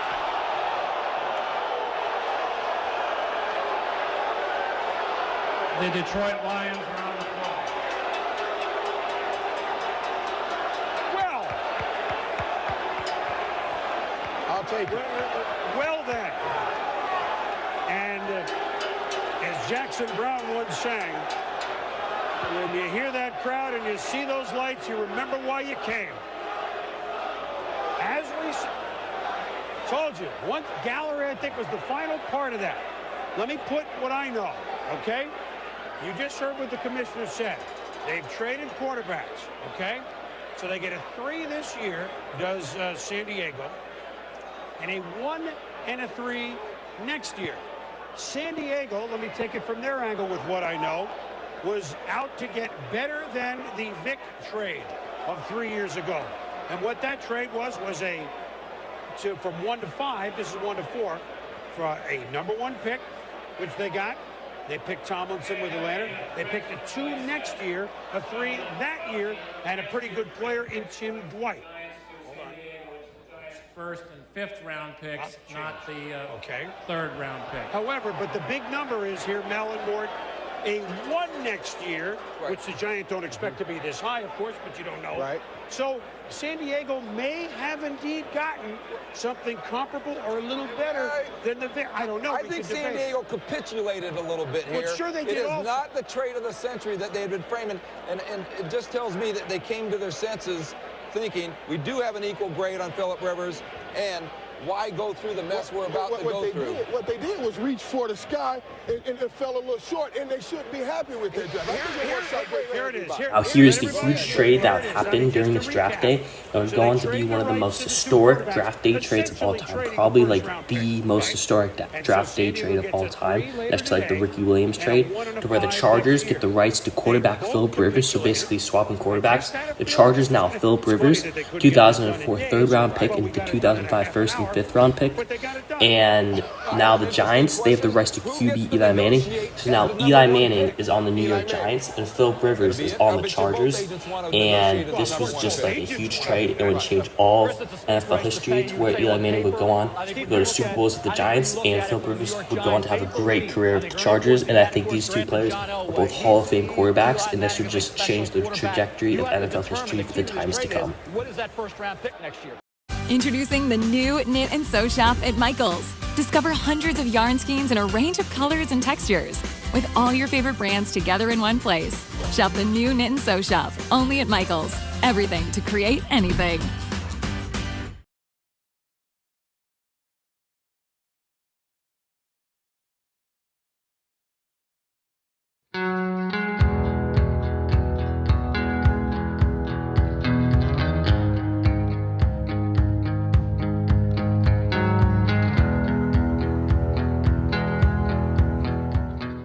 How high is that pick? If the Giants are picking in the 20s, or are they picking in the top 5? That remains to be seen how the Giants, turn this thing around, how quickly they get back on track this coming year. Clearly, next year's #1 was the key, because Ernie, of course, he would not give up. He's the general manager of the Giants, of course, would not give up this year's 2nd round pick.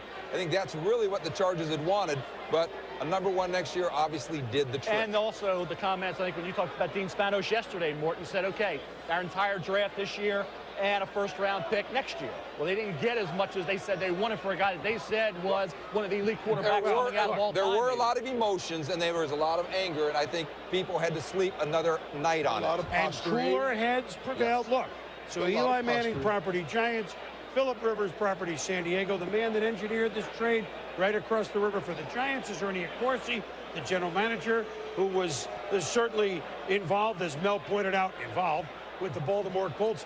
On another end, when John Elway was picked by Baltimore, said he didn't want to go there. It took a few days. Elway went to the Denver Broncos for a very good player, Chris Hinton, the veteran quarterback, Mark Herman. That's ancient history. Now, everybody's on the other side of the tracks. And I just throw out, I know a lot has happened in a hurry, but Jess, you think both Rivers and Manning could come right in and start. Rivers very well may in San Diego, which then might end the Drew Brees era. They had Doug Flutie as backup.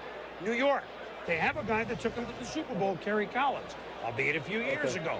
Would Eli Manning, like Peyton, come in and take the first snap in week 1? That would be something that we would have to see. So, I'm just putting everything on a fast track, but boy, there was some fast tracks the last half hour, right? Ernie's not ready yet. We're going to go out to the Giants in a moment. Mort? Well, one thing you're saying, we are seeing Ben Roethlisberger on the phone right now, which means somebody probably is trying to trade up there and maneuver up into this spot with Detroit. Well, we'll see what happens on that one. All I can tell you is, in terms of this trade with Eli Manning and Kerry Collins, as you mentioned, I've been told that Tom Coughlin is determined to play if he took Eli Manning from day 1. That's shocking. Now, Tom hasn't been quoted on that. That would tell me that Kerry Collins is headed out of New York, because there's no way they're going to have him back up Eli. That's based on what I've heard, not what he has told me. Save $100 on the Troy-Bilt Bronco 46 riding mower. Riding comfort with an adjustable seat and step-through frame for easy on and off access. Maneuver easily around trees and beds. And help protect your lawn from turf damage with anti-scalp deck wheels. Take the hard work out of yard work and enjoy $100 savings. Now through June 12th. Shop now and visit troybilt.com for details. You hear stuff sometimes. It all just happened. All right, now we told you that the Giants have taken Phil Simms, and that's been a long while, 25 years ago. It's the third longest drought, and see how the names keep coming around. Ernie Accorsi involved with Elway. Archie Manning was still the last quarterback drafted in the first round by the New Orleans Saints. You saw Bill Munson. I mean, that's a long time ago.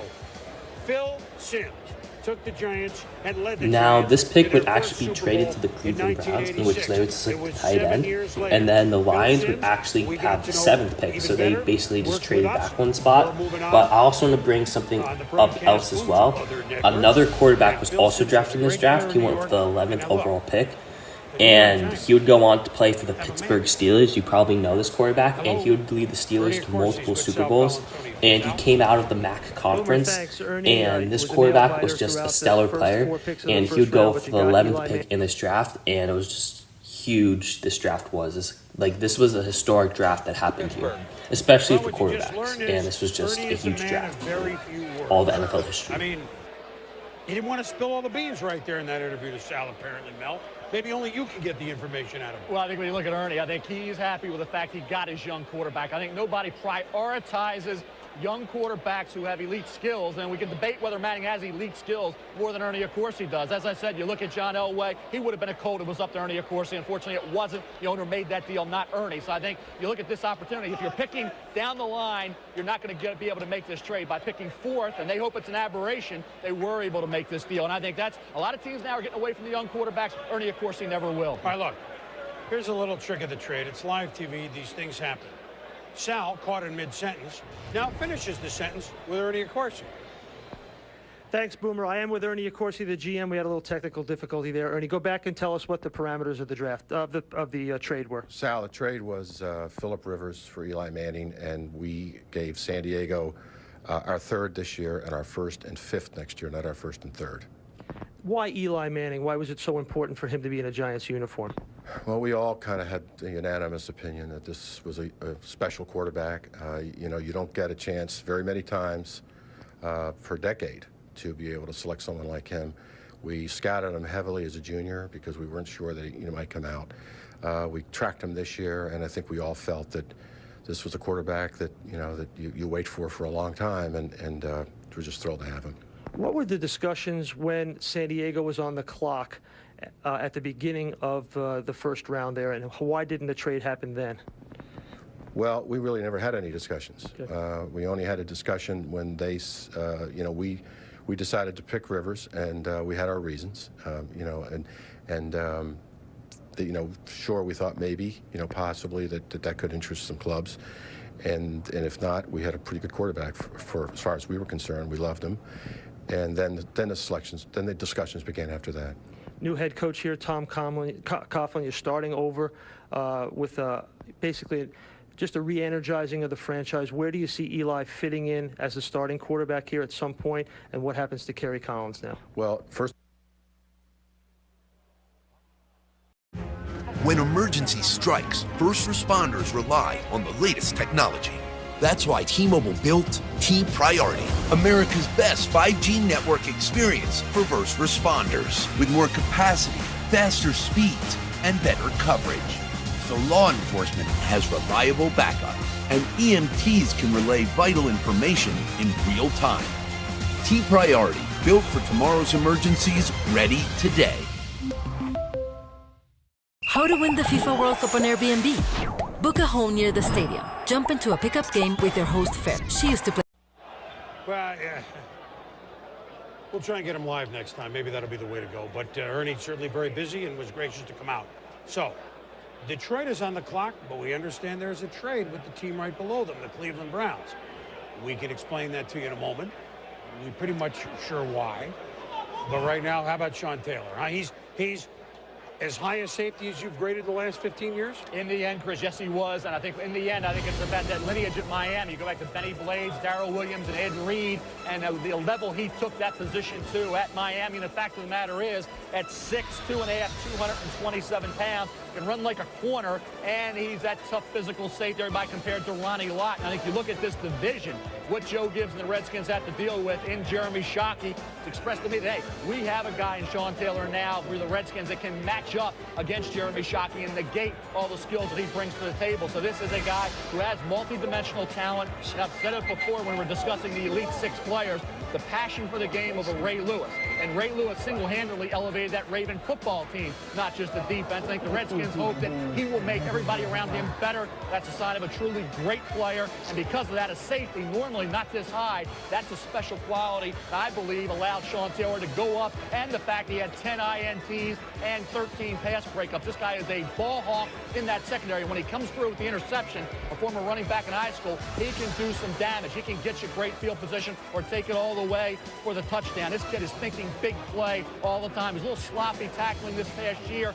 Shoulder injury. Quincy Wilson, West Virginia, did a good job breaking tackles. That's not the normal Sean Taylor. When he's at 100%, he's healthy. He is a complete player, and he is going to add to a defense. It already has Cornelius Griffin, Marcus Washington linebacker, and Sean Springs cornerback coming in through free agency. And just for Michael, he's from the U.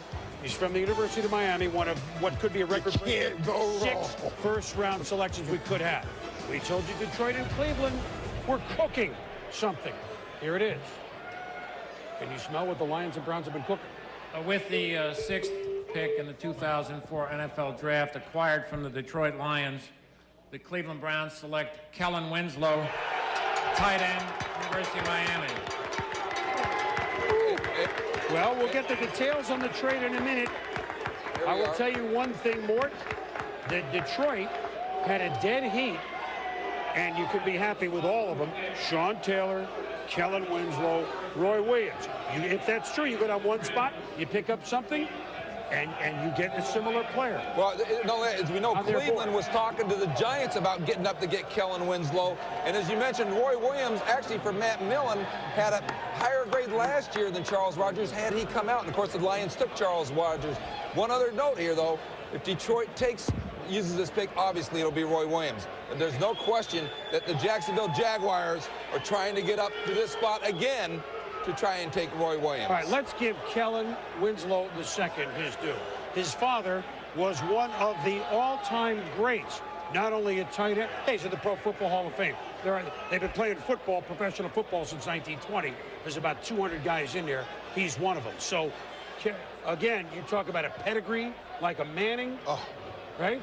He fits in that same mold. You know you got a great football player with Kellen Winslow II. I was surprised Washington didn't take him because I could dream of Vernius Coles at wide receiver with Kellen at tight end and the running back Clinton Portis. A lot of guys right there. But in Cleveland, of course, Butch Johnson. Butch, he knows a lot about him. Head coach for the Cleveland Browns. He knows a lot about this guy. This guy, you see his father right there. He can play football. Yeah, look, Kellen. Hey, you know what? And Mel would talk about him. Just a tight end holding up a #1 jersey with Cleveland Browns.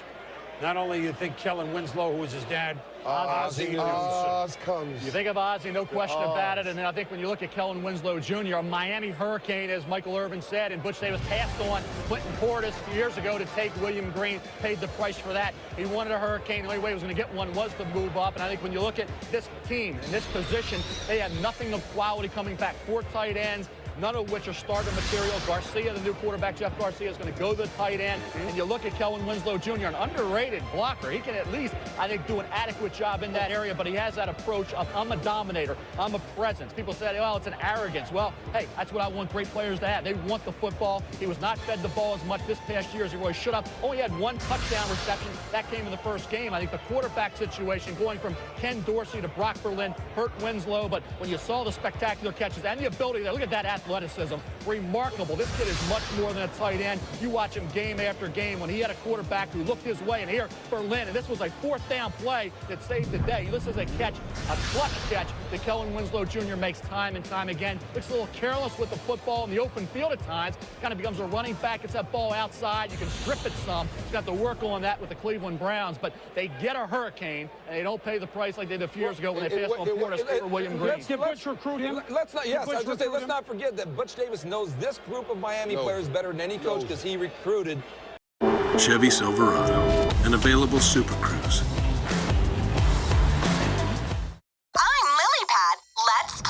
Get to know the Toy Story gang. No way. Woody is back. He's a hero and a friend. Jesse needs a deputy. Woody! It's been too long, cowboy. Hey, wait for us! Rated PG. Winslow and, of course, this entire class. And what Cleveland needs, they need a guy that just loves to play the football game. They deserve that. Get that new dog pound going. Hey, look, and Jeff Garcia, all right, let me get to him for a minute. People, you're not that good. Wait a minute. It's cold. He didn't have a strong... But he played and won a Grey Cup in Calgary. He played in San Francisco. I don't see those things happening necessarily with the 49ers in the next year. Just what I'm saying is, for a quarterback like Garcia, who admittedly is not, Randall Cunningham, 80-yard rainbows, what a perfect idea to have a tight end like Kellen Winslow. Well, we've heard Steve, right?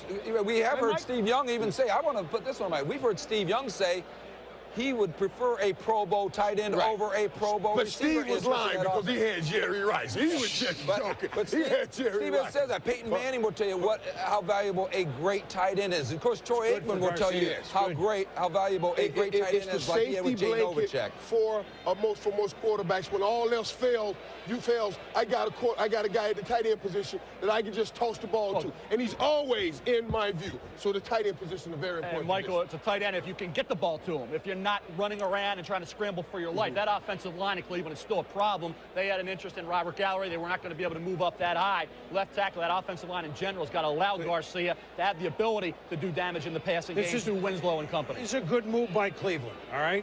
The Cleveland Browns are under the microscope a little bit. A lot of changes up the top with the President Carmen policy only being a consultant after May 1. Butch Davis in control with the son of the old order, Al Lerner, Randy Lerner. There's some questions about Cleveland, but today, they certainly look like they did a good job. Hey, all right. We're back in New York. Detroit again on the clock with their trade with Cleveland. We'll find out about the trade and their pick with the commissioner.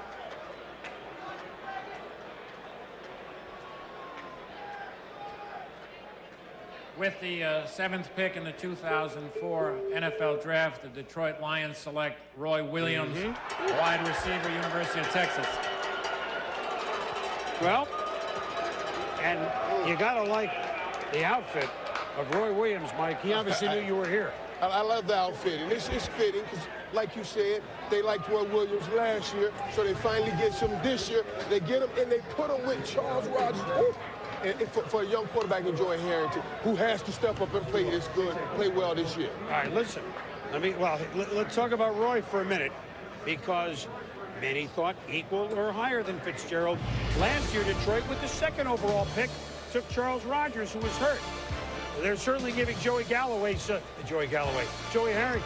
a heck of a chance to throw to people in his 3rd year as a starter. No question. As Mort pointed out, the fact that Rivers jumped up, he was not one of that elite group that was #1 on teams' boards. Roy Williams was, and they get him at 7 for the Detroit Lions, put him opposite of... Now the Falcons would go on to select a running back with their pick here in this draft. You're keeping in mind, this kid was a high jump standout. He was an excellent overall player at Texas, considering the fact that his numbers would have been better had it not been that conservative offense, and the fact that the quarterbacking this past year was below average when you talk about passing. What a draft this was. So many Hall of Fame players came out of this draft. One of the hugest draft day trades happened of all time in this draft, which we show you here.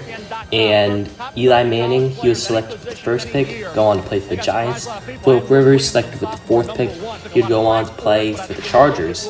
after the huge draft day trade. Then with the 11th pick, another Hall of Fame quarterback would be drafted who would lead their team to multiple Super Bowls, and a lot of depth in this draft, and there's just so many great players who came out of this draft. And actually, while Philip Rivers was on the Chargers, I explained in my previous draft video, they had Drew Brees already. So then Drew Brees, when he got injured, he would go on to be a free agent, and then he would go on to the Saints. So this effect of drafting caused a ripple effect in NFL and in NFL history, to where there's just like so much talent in this draft. This was just one of the most historic drafts of all time. Malcolm, keep playing, see what happens. How'd you come up with this world? I've been playing there all my life. Malcolm, keep playing, see what happens. Introducing the first ever Infiniti QX65.